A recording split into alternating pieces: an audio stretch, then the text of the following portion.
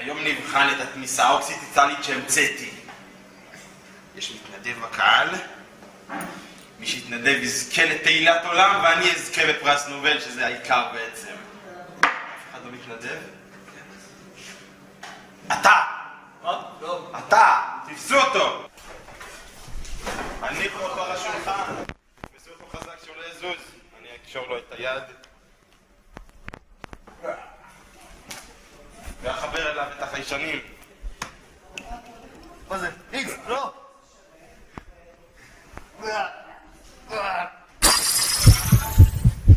תפסו אותו חזק שלא יזוז, אני מספיק.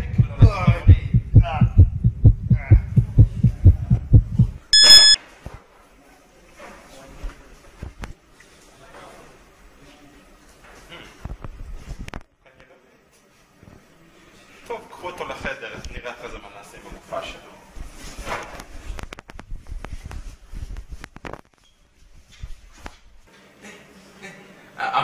המורה לא מצמר שזה לא יהיה לעשות ניסוי בבני אדם. המורה לא מצמר. יש לנו אפשרות לנסות את האפליקציה החדשה. לורנץ. הוא כבר לא יעשה בעיות יותר. אוקיי, השעון נגמר, אתם יכולים ללכת.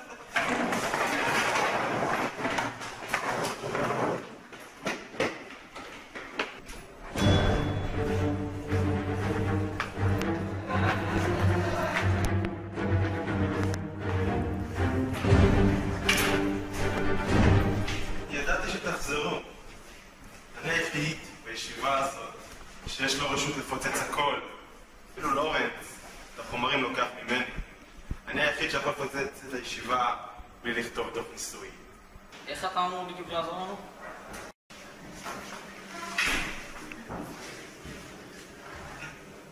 מה עושה פה היד הזאתי? של מי זה בכלל?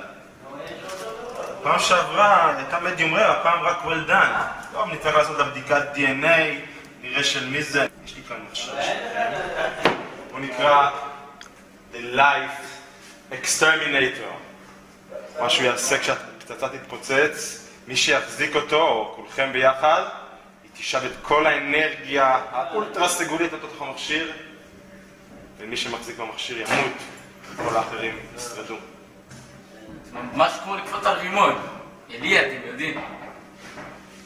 מי מתנדב להחזיק את המכשיר? אף אחד לא מוכן להתנדב? אני אחליט בצורה המושכלת ביותר והרציונלית ביותר. אנדנדינו סופה לקטינו.